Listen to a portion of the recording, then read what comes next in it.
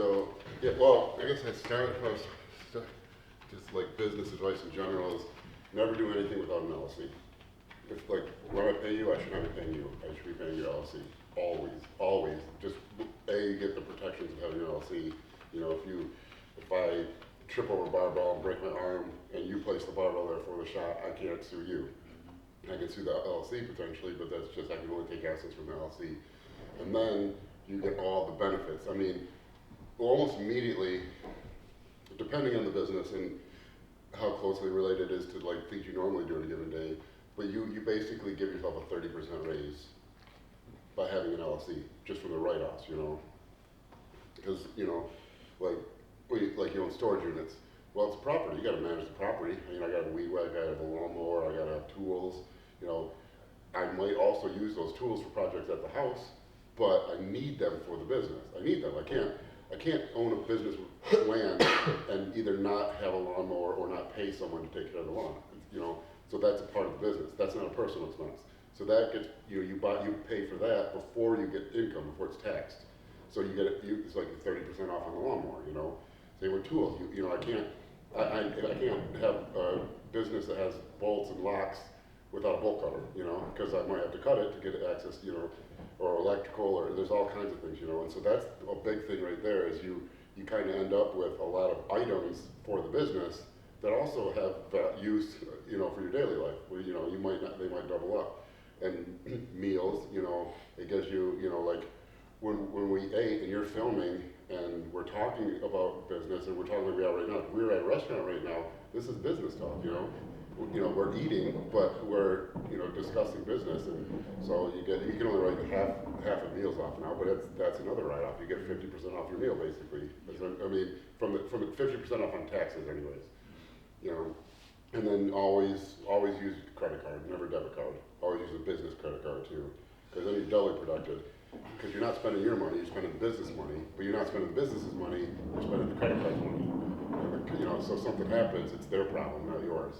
You always do that. You know, pay your credit card off, don't let credit card bills pay up, but never, always separate yourself. Never spend your own money, always spend the business's money if you can, and then always use the credit on behalf of the business, so you're spending the credit card's money, credit card company's money. Oh, like what's the, as a lifter or someone who competes, what's the best way to save/make money while you're competing? Like what would be the best ways, like passive income, things like that? Yeah, well, there's no such thing as passive income. That's one thing. Like there really isn't. Because people are always chasing it, and they you know, like you see like this guy made this much money passively. You could like, you know, ATMs, you know, ATMs passive income. It's still not. You still have to travel and take money out of the ATMs, which doesn't seem like much, but there's always a limiting factor on the rate that you can generate revenue. You know, so you know, I get $3 on every transaction. You know, there might be 100 transactions on an ATM. That's $300 a month. That's great, right? But now you get 10 ATMs at $3,000 a month. That's only a $40,000 a year job, you know. But that's 10 places you have to drive to every week or so. It doesn't seem like much, but that adds up. And then you got to count the money, which doesn't seem like it's like, oh, that's my problem. I got to count my money, you know. But get a money counter. But then you got to track it. So there's hours and hours and hours. So there's that hard limit of you're now spending 10, 15 hours a week, which even still, like that, like depending on where you're at in life, that might have. I'll work 10 hours a week for $40,000 a year. That's great, but you're not going to be a billionaire that way. You're not going to be a millionaire that way. Yeah. So there's always that ceiling. Like when you're personal training, you know, it's like, man, charging $100 an hour. That's a great living, right? But training 8 clients a day for 8 hours a day, $800 a day, it sounds great. That's a lot of work. You know, that's real work. That's not like corporate world. 8 hours a day is you're at the office 8 hours a day. You know, you spend an hour at lunch, got some meetings that you barely stay awake for. You know, you do that thing where you hold papers in your hand and walk really fast to the bathroom so it looks like you're busy. You know, you take a 25-minute shit, play on your phone, but like personal training work is work. And so there's a hard limit of how, you know, okay, if I charge $100 an hour, I can make good money, but am I going to work 12 hours a day, 7 days a week? Am I work 10 hours a day? You know, 10 hours a day, 7 days a week, 70 hours a week is, you know, 70 times 100 is $7,000 a week, which might sound like a lot, you know, but $7,000 a week is not millionaire money, you know, at all. Millionaire money is like $2,500 a day, 365 days a year. If you're, you know, $1 million in revenue, and that's revenue because you still have expenses, you know. It's mostly profit because you don't have many expenses as a personal trainer, but it's still just revenue. So there's a hard limit, and that if you're a kid, you know, college kid, $7,000 a week is something. I mean, for even an adult, that's a lot of money, but it's not. It is a limit. It's like is that as far as you want to go in life, and that's as far as you want to go. Like if all you do is work, because that's 70 hours of client work, meaning, you know, 10 hours a day of training clients. That's back to back to back. You know, well, you got to pee at some point, you got to poop at some point, you got to eat your food at some point. So you're really talking 12 hours a day, and then we travel to from the gym 13 hours a day. We're getting dressed in the morning 14 hours a day. Now you got 10 hours, which means if you sleep 8 hours, you won't. But if you sleep 8 hours, you got 2 hours to yourself. That's it. You know, that's enough time to like scroll through Instagram and, you know, maybe make your food for the next day. That's it. You know. Yeah. So you do nothing but work for that, and that's your ceiling for money. Right. So how can you make more money? Well, number one thing is you need to like multiply yourself basically. Mm-hmm. Get other personal trainers under you. You know, if you can find a way to manage that, and maybe, you know, maybe they keep 70% of what they generate and you keep 30%. But then you're only limited in how many people you can get under your belt. You know, if you get 100 trainers under your belt and they're charging $50 an hour and you're making 30% of that, now you are a millionaire. You know, and you're not doing anything but managing those people, which does still take time. And so the next step after that is maybe you have this huge conglomerate, you have 500 trainers. Well, now you have managers managing your trainers, you know. So you always want to find a way to, where can I spread my output for the minimum amount of work that I actually do, you know. And so, you know, you should always be thinking that. So, and if you have, now, let's say if someone specifically has a normal 9 to 5, mm-hmm. and they have no idea how to get started into making more money outside of their corporate or whatever job they have, what would be the first step that you say to sort of start looking into? There's kind of different ways. There's business. The best businesses are the easy businesses, but they also require the most capital, and you don't have that to start. So the best starting businesses are businesses where you're like that. Your best bet would be personal training, because then it's your direct. Because you can't, like, say I want to like sell Cuban cigars, you know. And or Rolexes. I know someone overseas that has a deal on Rolexes from the warehouse or watches, but you might have to buy $50,000 watches at a time. You might make you might sell it for $60,000, so it's 10,000 flip like that. But you're not doing it unless you have 50,000 cash available. You know, so you're not starting that way. Yeah. But so start with something that requires no capital, personal training, and then you're grinding because it's you doing the work, but that allows you to build up capital. The first thing people do and you see this all the time with like online coaches and stuff, the first thing people do when they made a little bit of money, how do you know? Upgrade their car, wearing, you know, Louis Vuitton clothes, and upgrade all their lifestyle. That's the last thing you should do. No one should know you have money. You know, if people know you have money, you don't have money, because you're trying to present, you know, like you know, Mark Zuckerberg walks around in a gray shirt and jeans. Only that, you know. If you didn't know it was Mark Zuckerberg, you wouldn't know he had money. You know people who don't really have money and are starting to make a little money because they spend it all. You should always, your only goal should always be to spend less than you make, and then you can start. That's like the first step is your personal training. You're doing the work. That's extra money. Do not spend it. That's extra money. Let that money build up, so then that money can work for you. Because then you can get, say you build up and you start saving, and maybe you start.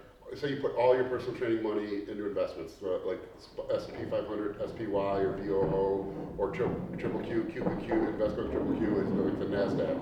So you put all that personal training money. You want to spend it, because now you're making $2,000 a week or $3,000 a week extra, and it's like awesome. I got my main job plus, you know, the side job, so I'm making as much as my main job.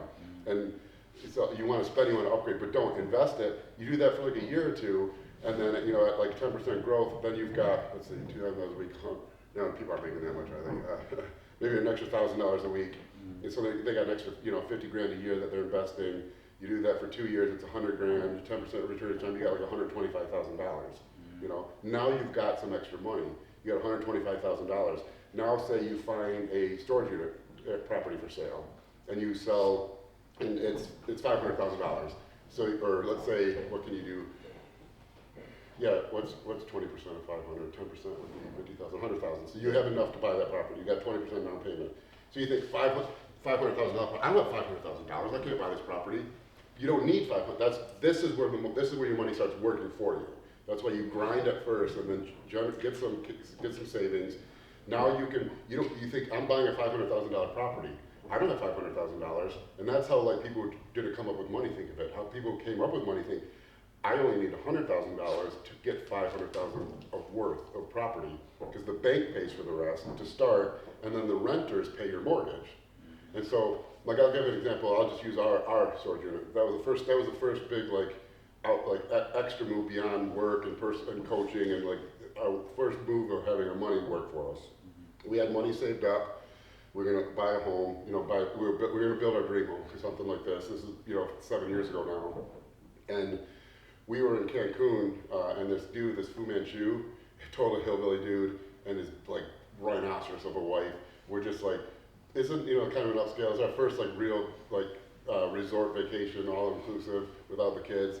And he's just storming around the pool, and I was like, I gotta find out what's up with this guy, And so I asked him like what he does, and he says he owns storage units. And so I was like, well, I'll look into that. And so just pure luck, because the storage units don't go for sale ever. But I logged on the internet, and there was an auction for storage units in our area. And so right away, I was like, I knew how much we had saved. I won't say what, but I knew how much we had saved to put 20% down on a home. And I was like, fuck it, let's, I talked to my wife, and I was like, what are we gonna do? What should we do? And she's like, let's do it. I was like, yeah, we're gonna look back at this as the time got rich. And so I put a bid for like what I knew our maximum amount could be, because it was all automatic bids, and it just ran. And so I was like, man, that's an even number. Someone else might put that same amount. So I just added $1,000 to that total amount, and that was what hit. There was one other person that added their limit at that even number. So we got it. We put all this money in the storage units. We own the storage units. We buy it. That first year we made $9,000. And I was like, fuck, this sucks. But then we did taxes, and we realized we had about $20,000 in write-offs. I was like, all right, that's like 30,000. Fuck yeah, And then it's like that's still not so great, that was our wife's savings to make, like $9,000 a year plus some write-offs. Well, then a couple of years pass, and you kind of almost forget about it. It's like this extra money, we're not even doing it. It's not even worth it. But then we saw car washes. There was a car wash in the area for sale. I was like, man, I wonder what our storage units are worth now. Well, they had almost doubled in value. So we made more money in actual wealth owning that property than I made in that same time period as an engineer. Because we gained several $100,000 in value of the property. And so then what we did is we pulled that equity out. We put that as the down payment on the car wash. So we got the car wash for free. We didn't use any real money. We pulled equity out, and then now we have two properties. Two properties, all from that original 20% value of the first property. Now both of them are bringing in income every month, but the income isn't very much. But you get the write-offs on both of them. So now maybe we're up to $30,000 in write-offs between the two, because there's a lot of crossover. It's only so many lawnmowers you need, But the car wash is, there's a lot of work for that. They're always doing repairs. Always got to buy new tools. There's all this electrical stuff they got to buy out. But then, the car wash people are paying on that mortgage. The storage unit people are paying on that mortgage. Once they're both paid down, we'll have several $1 million in property value, and then our income goes up because we're no longer paying the mortgage. But at any point, because at any point, all that money's there, and that's the best kind of money because it's not income. You make $1 million in income, you're paying $400,000 back to the government. Your property goes up by $1 million, you have the full $1 million because it's just sitting there. Yeah. It's not in the bank. To put it in the bank means I have to give the government $400,000. To leave it in the property, it's still there. No different than whether it's in the bank or there. The only difference is it's a little bit harder to pull it out of the property because I have to sell the property. The bank, I just do a withdrawal. But you never want income. Income's the worst money because the government sucks away half of it right away. Yeah. And then that just sits there. And then at any point we can refinance, pull enough to put $20,000 on another property, and there's another passive income. And then it just grows, And that's the other thing is because we just are so bad about thinking about the future. But bodybuilders should be great about it because no one looks like a pro on day one. We all started like shit and put in the work and let time pass. And we saw all our training partners fall off because they didn't see the long-term bigger picture. Time's going to pass either way. You know, either way, you can take that personal training money, that you can take that extra $1,000 a week. It's probably not going to be that much, but say, you know, just for round numbers, you can take that extra $1,000 a week and blow it on $1,000 worth of fancy clothes, upgrade your car, and that's your limit forever. Or you can take that step, delay gratification for a little bit, start getting properties, and boom, 10 years down the road. And 10 years seems like a lot. Like 2033 seems, or 2034 seems way in the future. But how long ago was 2013 or 2014? Right. That doesn't seem so long ago now, you know. Past is always shorter than the future. And so in 10 years, it's going to pass either way. And in 10 years, you could have, you know, 3 properties, maybe $2 or $3 million worth of property for the exact same work. And by then, now you're not even working the day job anymore, you know. Right. You know, and then even more, and then you could say you sell one of your properties, you pull out 700, maybe by that point, maybe it's worth 700,000. You pull out that 700,000, you get taxed, fucking sucks. But now you put that in investments, you know, and now maybe you have a dividend income. You know, you have $1 million and you get like what's a good dividend stock? Like Realty Income. Oh, is the ticker symbol? I think they're 7 or 8%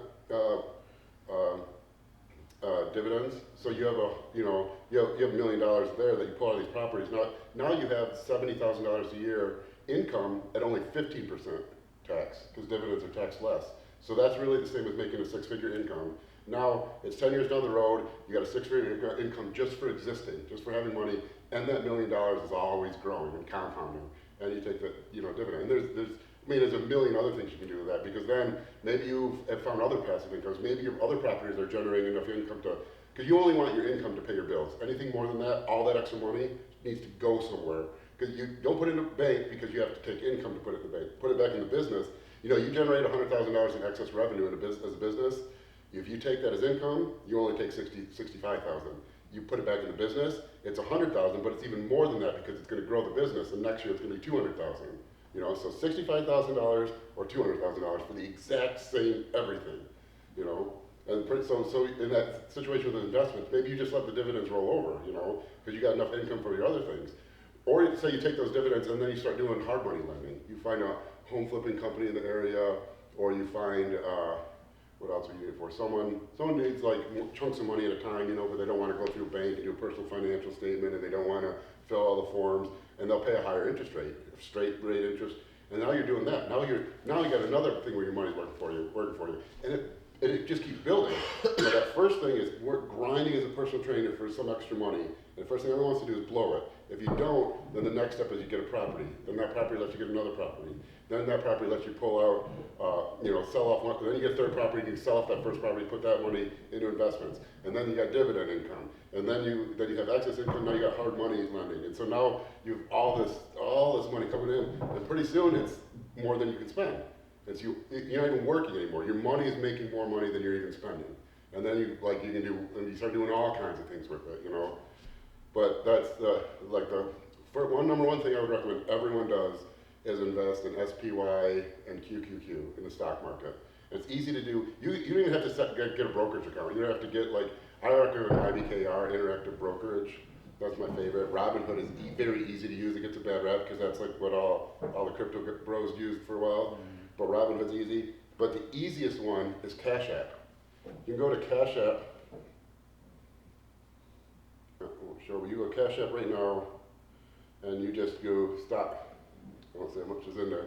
You just do stocks. Say you buy $10 of Triple Q and $10 of SPY every day, and do it automatic. And it'll automatically pull it from your bank account. And that just builds up, $10, $20 a day, then $40 the next day, then you got 60. And then the returns grow. And just doing that, at your age, if you just started doing that, I mean, $20 a day is probably a lot to pull out, but if you could manage it, you always can, pull back a little bit tighter, but you can. You do that now, by the time you're 50, you'll be in the millions. By the time you're 60, you might be 10, 12 million. That's the next thing I was going to ask is, what is the best thing you've recommended in investing in, if it was like an IRA or index? We'll always do an IRA. See, they always say IRA, and you should always do those. Do your 401k, especially if you're your own boss, because if you own the business, you can contribute. I think they might have raised it now. If it's 19 or 20, it was it used to be 19,000 was your max you contribute as their employee. Well, you can employ your match up to a total between the two of $56,000 tax free. But here's the thing that when you're used to like working for an income and you didn't grow up rich, you don't get rich with an IRA. You'll get, you know, like a couple $100,000, but you don't get tens of millions of dollars. You have to put more money in than that. You have to, because the IRA is only like $6,500 a year to max it out, and that's great, and it's because it's pre-tax, but it's, you don't get millions that way. You need to invest more. You need, I'm obsessed with it. Because I do a Cash App into SPY and Triple Q every day, and Bitcoin every day, and a Coinbase into Bitcoin every day, and then I have interactive brokerage account is where, that's like my dividend account. I mostly invest in dividend stocks, and I invest heavier when the market's down. Like right now the market's climbing up, and so I haven't been adding as heavy, but I invest in that every day if I can. I'll restrict from everything else. I'll really tighten everything. If the market's down, like it peaked in July this year and went, you know, down a good amount, or last year it was down, like Triple Q was down like 33%. When it was like that, I was ready to like cut all spending. I was ready to live like a hermit and just dump money on there, because then I know what happens where it is this year, where I'm like 60% return this year compared to the lows of last year, you know? And so I adjust by that. And then I use Robinhood. Robinhood's like my trading, like fund account, but I put money in there. I put my money every Monday, a certain amount goes in. So that's the one I'm familiar with. Yeah, the easiest one for people listening is just Cash App, because it's all, you link your bank and you say, I just want to put $10 a day into this SPY and do a recurring automatic, and it just does it every day. You don't even have to think about it, and it just builds up. And you need to invest heavy early, because like IRA, $6,500, yes, do that, but you're not going to have millions and millions when you retire. You know, like it's kind of almost like a trap. Like people like, most people don't even invest 20%, but they say like put 20% of your income into your 401k. Think about what you're doing. That means you're living on 80% of your income now. In the future, so you work for 30 years and you retire for 30 years. So you work for 30 years living on 80% of your income, and 20% goes in that. Like it's only 20% of your income for each of those 30 years, you know? So you're not gonna even be able to live at the same level you lived at, because inflation's going up too. Right. So doing that, which most people don't even do, you're gonna have to cut your living heavily when you retire. So you wanna invest, you wanna get to where you're investing more than 50% of your income. And because mostly because you don't want income, you know? Right. Yeah, but like for me, I made more coaching for years than I did at my job, like as an engineer, much more. For like the last year, it was like 4 or 5 times as much. But I stayed on there until I was absolutely sure we had we could both lose our jobs and the world would fall apart. We still got several years before, you know, we're worried about anything. It would have been way easier to just like do what most people do, take my coaching job, buy a BMW, wear Louis Vuitton clothes, and then just stay at that level forever. But I was I invested, I think the last 2 years as an engineer, I put my entire paycheck into investments. You know, after a certain point it wasn't tax-free anymore, but I just put everything in and lived off my coaching until, you know, and now the coaching and everything has grown so much, I would like never go back to a job in a million years. But it just builds up. It's like we were talking before. People, it's because it's slow at first. You know, like an 8% return. You know, you have $1,000 in the stock market. 8% is, 8% of 100 would be 8% of 1,000. So you get $80. It's like, okay, I would rather spend $1,000 and bought something awesome than have $80. But the next year you have 1,080 compounding. You know, so it's still slow. But pretty soon, 30 years, that $1,000, if you just let it sit, even not adding any more, it's like probably $200,000. You know, but if you keep adding to it, so it's always, always add more now, even though it's harder, even though you're poor, even though that extra money is way more, you appreciate it more. Invest so hard now, and then because that's just the way life is. You know, like the best way to a future life is at any given point to do the harder thing now, to do the thing you don't want to do now. And so you're always doing the thing you don't want to do, but in your future case, if you're doing the thing you don't really want to do, is an infinitely better life than, as an example, you'd be like, you graduate high school, no one wants to go to college, you want to party, and that's what you want to do right now. But partying now and not building for your future means you're 50 years old with no job and nothing, So but if you don't party now and work hard, you know, then you have more money later, and you'll still want to party, but you don't, because but pretty soon, like we're talking about, where pretty soon you're 50 years old and you're making, you know, $700,000 in income, like of stuff that you can't hide even, and you don't work, and your money just makes money for you, and the next year it's going to be even more, and so you like always, you know, do the work now, invest now. When it's harder for you to do it is always when you should do it, because that's going to make the easier future the better future. So here's the thing, like that wealthy people know. You always, like, wealthy people get worried about taxes or interest rates or inflation, and wealthy people don't. And you want to know why? Like, because once you have money, you get so many additional benefits.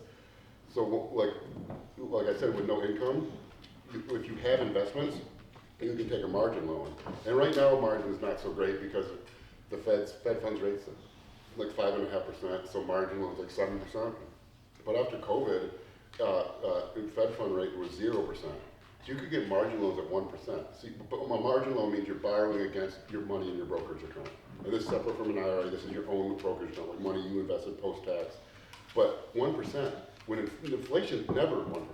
So if inflation is 3% and you're borrowing at 1%, you're making 2% on the money that they give you. It's a loan that you make money on just by having the loan. I mean, you still have to pay it back, but in real terms, in real money terms, you're making 2% by them giving you money.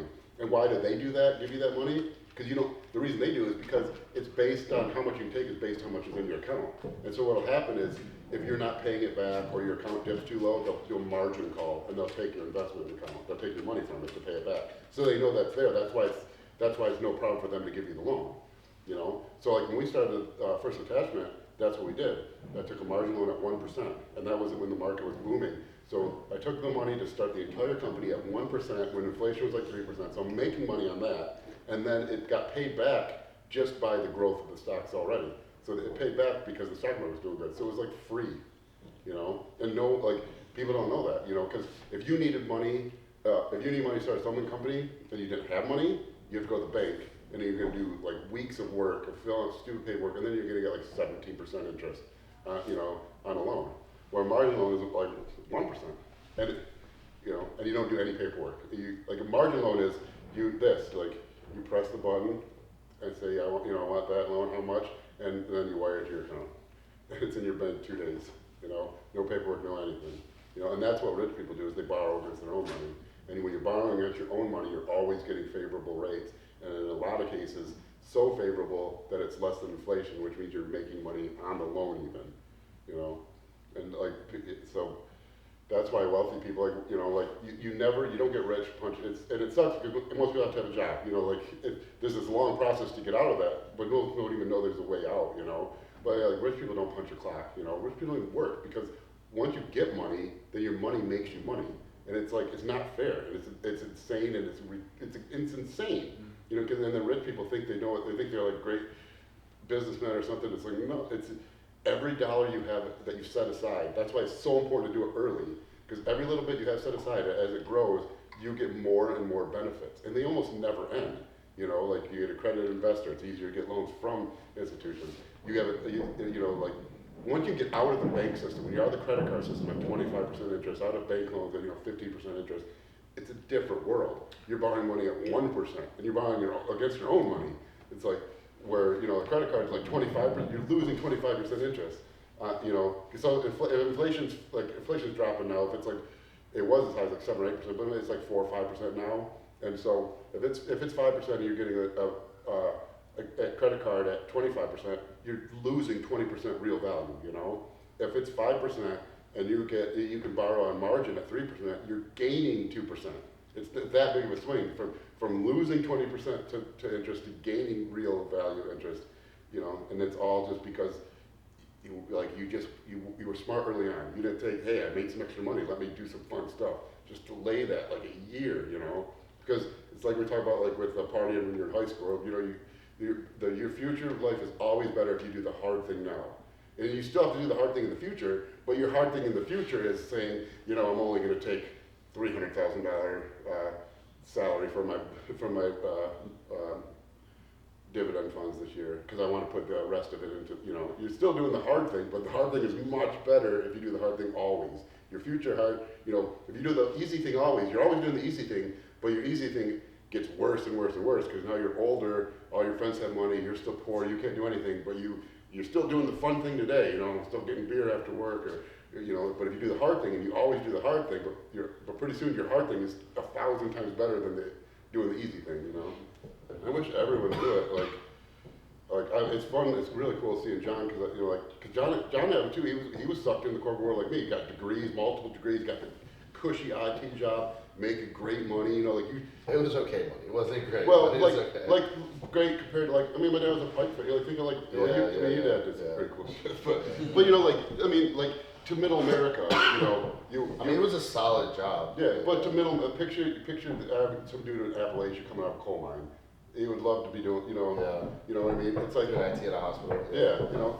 So it's like it's hard. It sucks you in because man, I was making good money to feed my family. Got benefits, health insurance, 401k match. You know, it's hard to take that risk, but not like you did. And now where are you? Making more than you ever did, so right? that's More than my, I ever did. I guess my parents' biggest thing about, you know, because I didn't have my own business, so what about, you know, insurance and, you know, retirement and this and that. Yeah, That was the way, because my mom, and you know, she was very successful in her work, and so her thing was always, she was looking out for the future. She was looking out for, is this something that's gonna be real? Like, is this, because that generation comes from where you get your job, you go to work, and you stay with the same company 30 years. for 30 You years, get to go right? and watch when you retire. You get, and they give you your retirement, and they give you all that stuff. Well, they don't what Pensions is are gone now. yeah. exactly. So you're not staying there for 30 years and getting that money from the company. So, you know, you have your 401k, but you're not getting any money from the company. So it's like, But even that, the 401k, what are they matching? 4%? exactly. And what are you investing? 20%? So you're living on 80% of your money now, and then you're supposed to live on 20% of your money Exactly. in the future? Exactly. So, but you know, and when I told her I was creating my LLC, which was once again the first step, creating the LLC and then going off into that path. Like, there was a few months where, I mean, I hit the ground running, and I knew, okay, well, I don't. People know of me in the area and stuff, but they don't know me like that for a coach. So how do I do this? I gotta hit the ground running. I gotta get my hands dirty. So I did in-person personal training, spent time, Exactly. hours Like at you the said, gym. dude, the starting always hands-on. That's Yes. the quickest way to get started because it doesn't require capital. Yes, and so I was spending 40 hours at the gym, plus everything else I was doing, trying to build up my clientele. There was about 5 months where I sat down and I was like, did I make the right decision? Like, am I doing the right thing? What the hell? Fast forward only 2 years, right? That was fall of 2021. Fast forward 2 years, and I'm at the point where I don't do any more in-personal training because I make way more money without doing it than I would doing it. So it's not even worth it to me. So with my clients and stuff that are growing, it's like a snowball. You know, as long as you care and you put in the effort and your clients know you're doing work, or whatever you invest in or whatever you're trying to work towards, you put effort, you're gonna get what you put in, right? Whatever output you put in. So because I've been doing well with that, it just grows itself. And now I'm at the point where, you know, it's catching up with Justin and stuff, moving on to more efficient ways of running that business, and then slowly moving into other businesses and other things to make more money. But I didn't have that opportunity 2 years ago. If I wanted to take money and try to invest in something else or even talk about something else, I wouldn't have been able to do it because I wasn't making that much. I was making money to survive. Yeah. And now I'm making money that I'm able to Thrive. exactly.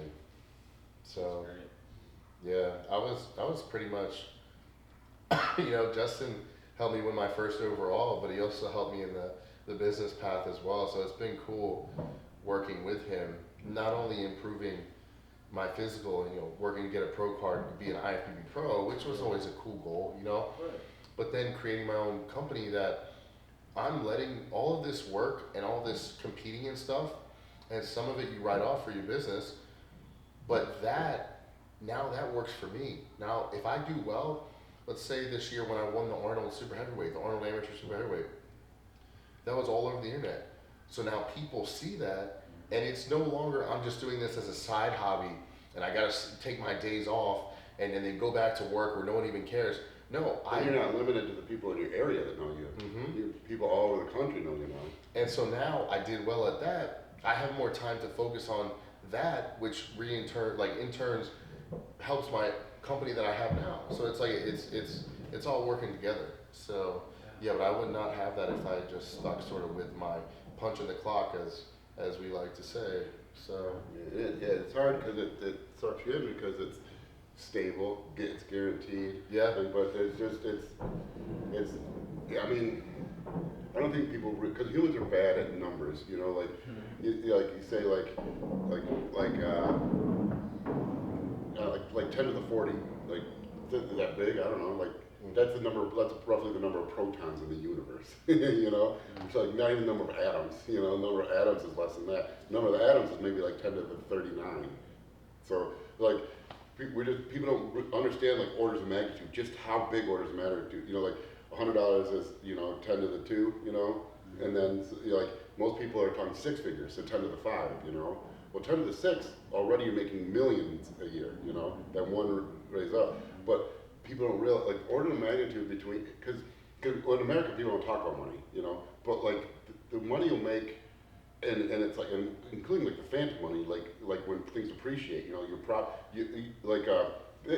people understand this because their home will do it. They'll be like, they bought a home, you know, doubled in 4 years, you know, doubled it because, like, the housing market blows up, you know. It's like, yeah, that's how the business world works. That's how wealthy people do with everything they do, you know. People don't realize, like, they think, like, you get a real good job, and, you know, I don't want to bash anything, you know, like, God, good hard work, and I mean, that's what built America, you know, you know, the hard work, you know, my parents were blue collar, you know, my dad was a pipe fitter, my mom became a nurse when I was a little older, and, you know, like, respect the hell out of that, and they started out with nothing, they got married when they were teenagers, but, you know, there's just a hard ceiling as an employee, and there's not as an employer, you know, it's, you know, billions of potential, you know, and it's a hard, scary, risky road, and you can't be risk averse, you know, because, like, that's what businesses make more, because you risk it all, and it's not, you don't just risk it all once, you risk it all, get a little profit, and then you risk it all over and over. That was like the biggest thing, in my opinion, because, you know, my parents always pushed, you know, get a job, have an employer with good benefits and blah, blah, this and that. I was like, I'll always have it. I can always walk in and say, hey, can I have a job? But then that's the thing, the risk, people worry about the risk. What is the risk? We all die. Yeah. We all die soon. You know, what's your great grandpa's middle name? Great grandpa's Exactly. One. You know his middle name? I have no idea. I don't even know my grandma's middle name. But in 2 generations, I just know him because it's my middle name. Okay. But do you know your grandmother on your? Yeah, I would. Yeah. So in 2 generations, your own family won't even know you existed. In 2 generations, your own family. Yeah. My kids, grandkids won't know anything. My kids, their grandkids. You know, my oldest is in college. I'll have grandkids pretty soon. Their grandkids won't even know I existed. And so what are you worried about? Yeah. Lose it all. Start from scratch again. What's the difference? Yeah. You know? That's just why, like, I'm trying what I want. Now I don't have any overhead. You know, I don't have a house. I don't have a. But even if you do, if you lose the LLC, that's the other thing. That's like, because everyone views it from, like, you lose everything when you have a job. You lose everything. Right. It's yours. It's your personal. When you lose out your business and everything, the LLC goes bankrupt. You don't. Yeah. You know, that's why Trump can have 7 bankruptcies or whatever they say all the time. Like, the LLC, that's why you do businesses offer those protections. This is the business, this is me. I have a job, I lose all my money, I foreclose my home, I don't pay my bills, I'm fucked. The business fails, the business is fucked, not me. Then I start another business. I mean, like, and people think, like if you were raised the way I was, like, that's a slimy way to think about it. But it's not. The businesses are what create wealth. It's set up that way for a reason, because if it wasn't that way, businesses wouldn't take risks. We wouldn't have iPhones, we wouldn't have TVs, we wouldn't have, you know, big mansions, we wouldn't have pool tables, we wouldn't have fake Christmas trees. All those things came because someone took a risk that they wouldn't have taken if it was 100% personal risk. But they'll take a risk on a business. And people don't think that. And then most of us are raised to think that's a slimy way to think. But it's not. To take the risk with the business. If the business fails, the business is fucked. You are not, and that's why you have the business. And then like, doesn't matter. We're all gonna, like I was your age last week, Yeah. Yeah. And, No, that's- we all die, and we're all on our deathbed, and none of us on our deathbed are gonna go. I'm so glad I'm glad I kept that cushy job. I'm glad I took the easy way route. We're gonna have the same thought. We're gonna wish we spent more time with our families. That's about it. And the way you can, like I work from home. My family sees me in the summer. No one, my youngest daughter. There's very few kids on earth who will spend more time with their father than she does, because she's homeschooled now. Mhm. So every day, I see my daughter more than any other father gets to see their daughter. I mean, unless I travel for business without my family, I see her 24/7. We should go to friends' houses or whatever, but everyone else is like kids go to school and they go to work and they don't, they're at work, they don't see their kids a couple hours at night. I see my kids all day, every day. In the summer, they wake up with, I'm home, they go to bed, I'm home, and like you can't buy that, but that's another thing that you don't get. Like you take the easy route, and we're all gonna have the same thought on our deathbed. We're all gonna wish we spent more time with our families, and then we won't take, and then we're all scared to take the risk that allows that. And what's the risk? Like, scared of losing money. Ask anyone who's been married. Like I've been married over 20 years. Ask anyone who's been married, when was your happiest time? It's always when you first got married. You didn't have shit. You didn't have money. You didn't have a pot to piss in. Everyone says, that's always your best. Those are always the best times of your life, anyways. So the best times of your life have nothing to do with how much money you have, and everyone's scared to go back to that. You should want to go back to the best time. Don't be scared. But you gotta still you gotta be risk. You can't be risk averse. You gotta have the balls and to take the chance and deal with the consequences. But the crazy thing is, like most things, like everything, people are scared of. When you're a kid, you're scared of the dark. Everyone's scared of everything. At the end of the day, you don't have to be scared, because that risk never even happens. You don't lose everything, And especially if you're bodybuilder, if you can step on stage in contest condition, you've done the hardest thing there is to do. Nothing else is that hard, so take the risk.